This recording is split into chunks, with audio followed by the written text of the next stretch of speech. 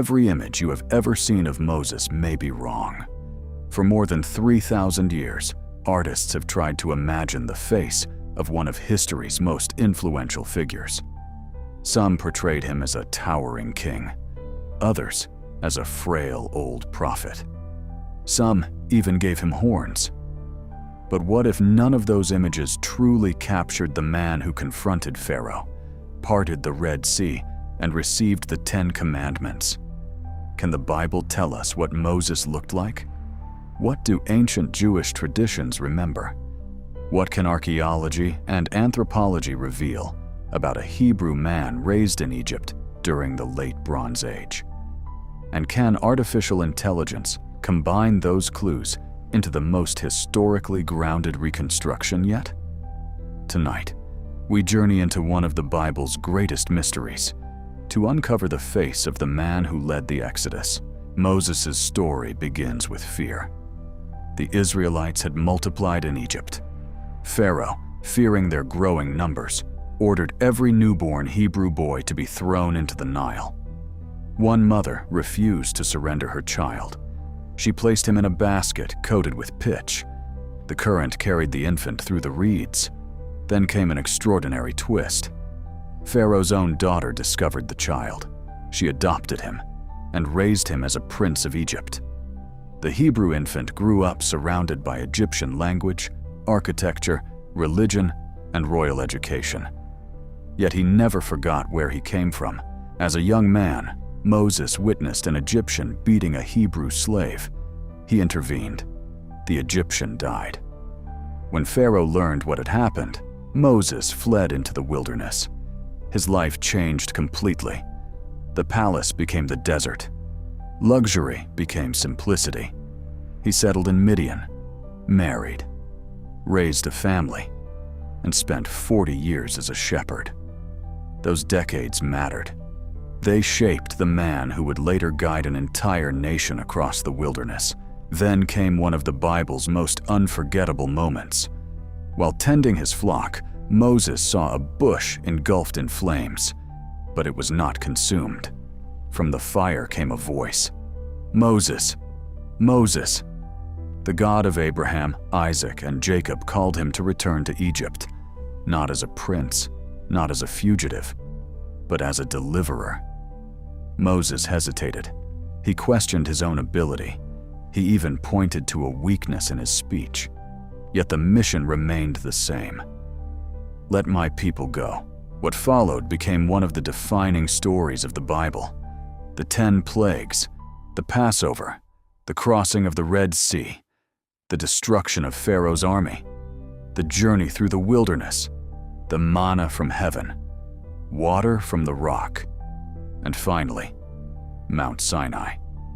There, according to Exodus, Moses received the 10 Commandments, laws that would shape not only Israel, but much of Western civilization.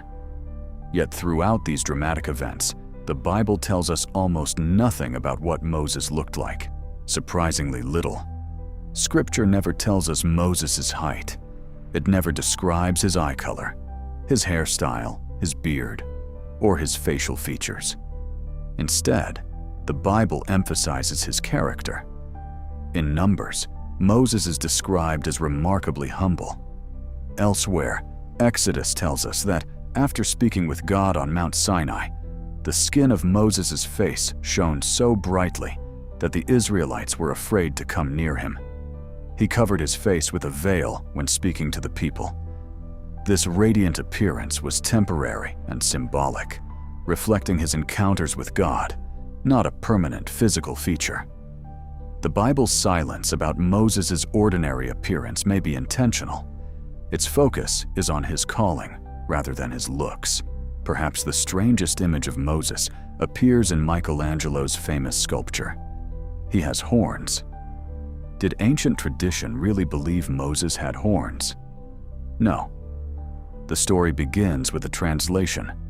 When the Bible was translated into Latin by Jerome in the 4th century, the Hebrew word describing Moses' radiant face was rendered with a word that can also mean horned. The original Hebrew refers to rays of light or a shining face. Over time, some artists interpreted the Latin wording literally. The result was centuries of artwork showing Moses with horns. Modern translations overwhelmingly understand the passage as describing radiance, not horns. It is one of history's most famous translation misunderstandings. Jewish and Christian traditions generally portray Moses as an elderly man with a full beard. This image likely reflects the final decades of his life. According to the Bible, Moses was about 80 years old when he confronted Pharaoh and 120 years old when he died. Yet Deuteronomy makes an intriguing observation. At his death, his eye was undimmed and his vigor unabated. In other words, despite his great age, Moses retained remarkable strength. Tradition remembers not a weak old man, but a vigorous leader whose endurance matched his extraordinary mission. Anthropology offers another perspective. Moses was born into a Hebrew family living in Egypt during the Late Bronze Age. Although he grew up in Pharaoh's household, his ancestry was Israelite. Studies of populations in the ancient Levant suggest many Hebrew men likely had olive to medium brown skin, dark brown eyes, and dark hair.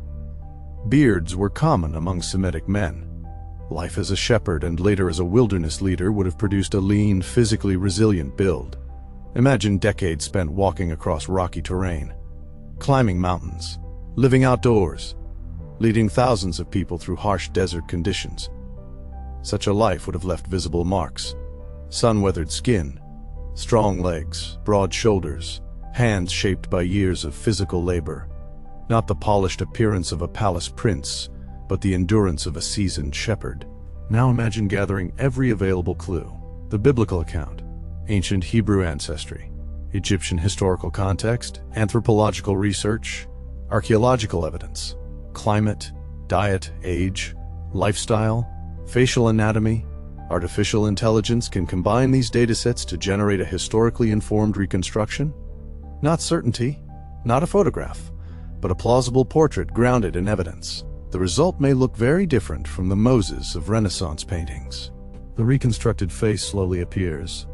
A man with olive-toned, sun-weathered skin, deep brown eyes shaped by decades beneath the desert sun, dark hair now streaked with gray, a full beard typical of his culture and age, pronounced lines around his eyes from years of hardship, a lean but powerful frame, the face of someone who once lived in a palace, yet spent most of his life in the wilderness. Not a mythical superhero, not an untouchable icon, but a real human being whose courage, faith, and perseverance changed history.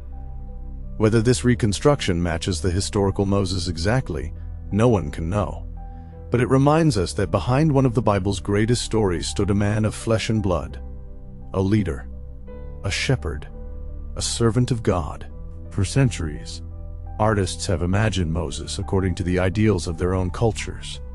Some gave him flowing white hair, others majestic robes.